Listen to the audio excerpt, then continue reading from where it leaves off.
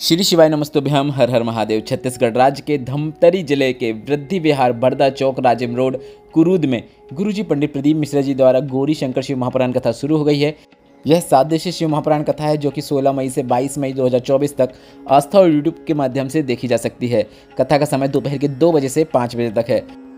आज 18 मई तीसरे दिन की कथा में गुरुजी ने इन नए उपायों की जानकारी दी। आज गुरुजी ने 6 महीने में खुद का मकान प्राप्त करने वाला बिल्कुल नए उपाय की जानकारी दी। साथ ही माता लक्ष्मी से जुड़े हुए 2 विशेष धन प्राप्ति उपायों की भी जानकारी दी है। इसके साथ ही गुरुजी ने आगामी 2 शिव महापुराण कथा जो कि मई और जून में होने वाली है उसकी भी जानकारी दे दी है। साथ ही गुरुजी ने शिवलिंग की जलाधारी से जुड़ा एक विशेष उपाय बताया है। गुरुजी के बताए सभी उपायों को हम आपको सरल भाषा में समझाने का प्रयास करेंगे ताकि उपाय करने में आपको किसी भी प्रकार की समस्या ना हो और गलती ना हो।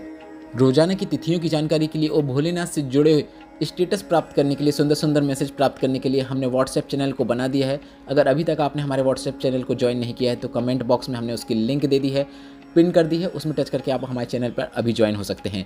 आज 18 मई गौरी शंकर शिव महापुराण कथा के तीसरे दिन की कथा में गुरुजी ने कुल 12 उपाय पत्र और उपयोगी जानकारियाँ दी हैं। सभी की जानकारी हम आपको इस वीडियो के माध्यम से देने वाले हैं। अगर किन्हीं कारणवश आपने आज की कथा नहीं सुन पाई है तो पूरी कथा का रास्ता तो आपको इस छोटे से वीडियो से प्राप्त होने वाला है।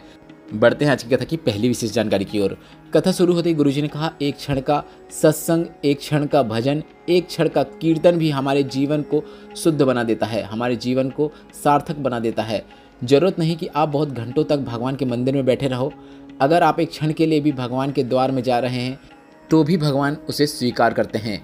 कई लोग कहते हैं कि मंदिर जाओ तो भगवान के सामने जाओ, भगवान के पास जाओ, अर्थात भगवान के सम्मुख जाना जरूरी होता है, बल्कि ऐसा बिल्कुल भी नहीं है। गुरुजी ने कहा आप भगवान के सम्मुख जाएं या आवश्यक नहीं है।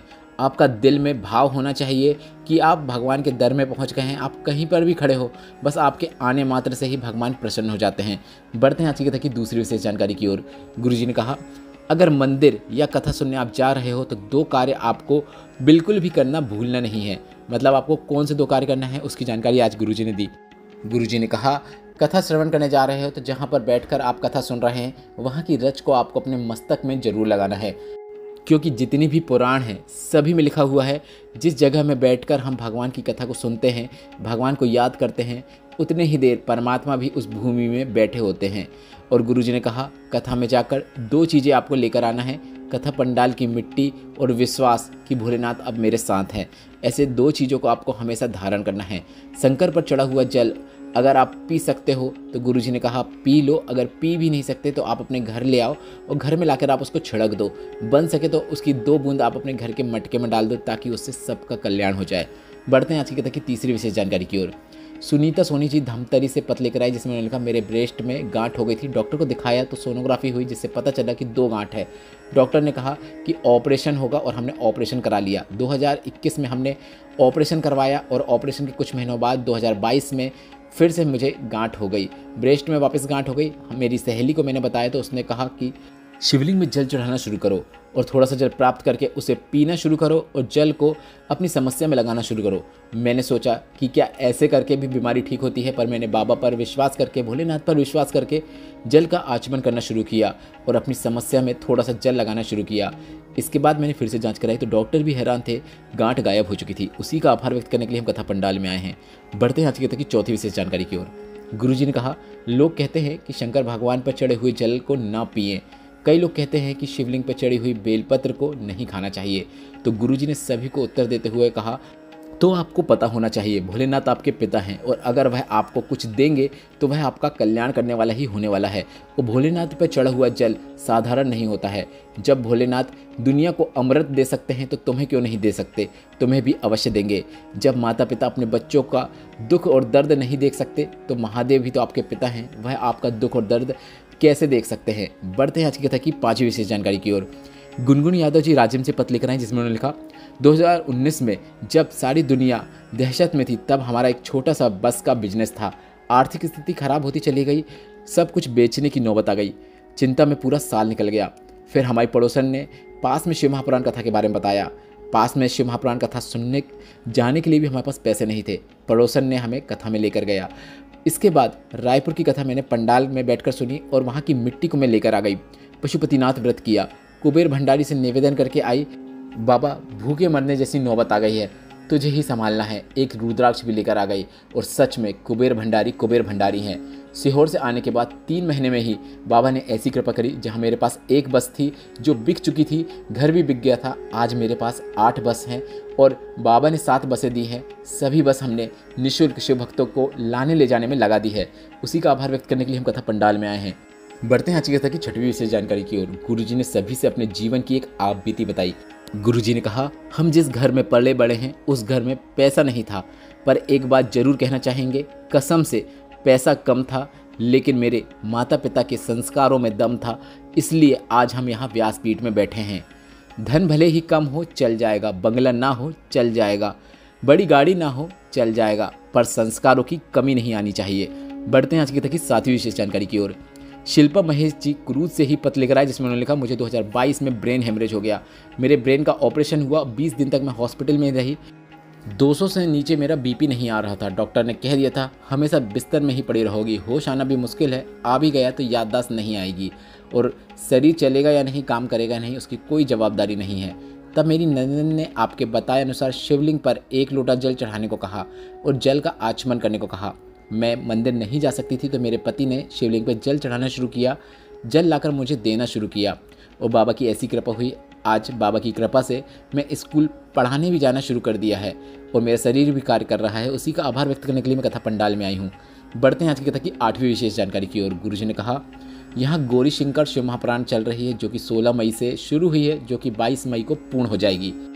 इसके बाद अगली शिव महापुराण कथा जो है वह 27 मई 2024 से अमलेश्वर रायपुर में होने वाली है। यह शिव पुराण 27 मई से 2 जून तक चलने वाली है और इस कथा का नाम गुरुजी ने समर्पण शिव महापुराण कथा रखा है।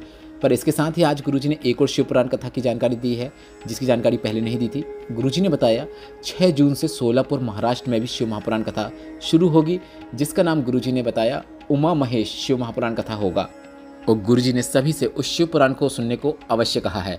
बढ़ते हैं आज की कथा की 9वीं विशेष जानकारी की ओर। गुरुजी ने कहा, उमा ने महेश से प्रश्न किया, अगर किसी व्यक्ति के जीवन में दुख ही दुख लिखा है, सुख लिखा ही नहीं है, तो उसे क्या करना चाहिए?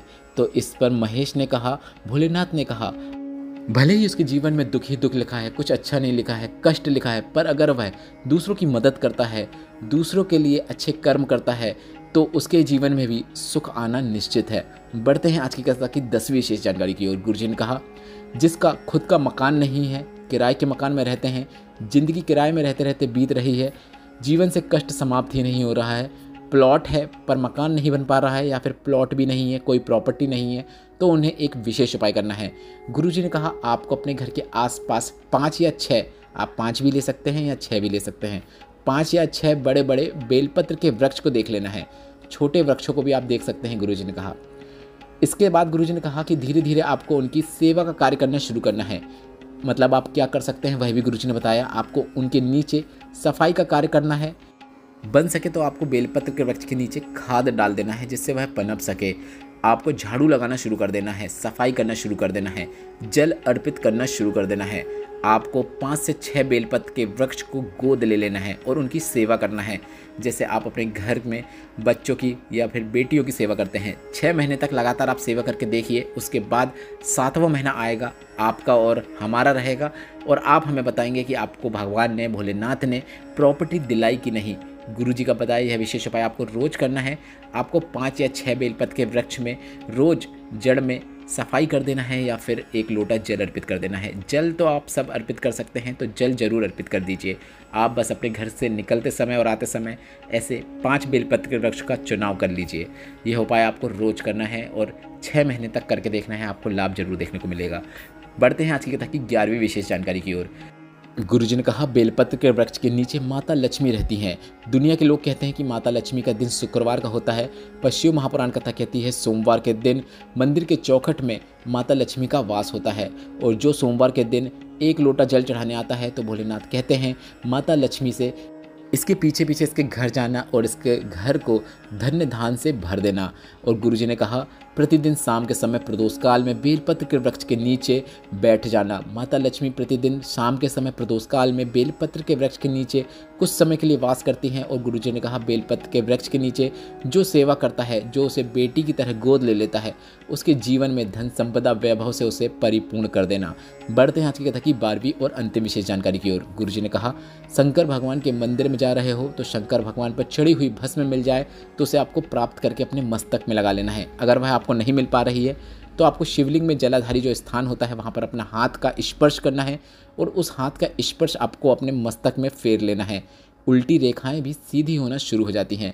आज की कथा में गुरुजी की बताई जानकारी से आपको आनंद की प्राप्ति हुई हो तो इस वीडियो को लाइक करके कमेंट बॉक्स में हर हर महादेव जरूर टाइप कीजिएगा और व्हाट्सएप चैनल में ज्वाइन होने के लिए कमेंट बॉक्स में दी गई लिंक पर टच करके आप अभी ज्वाइन हो सकते हैं। श्री शिवाय नमस्तुभ्यम। हर हर महादेव।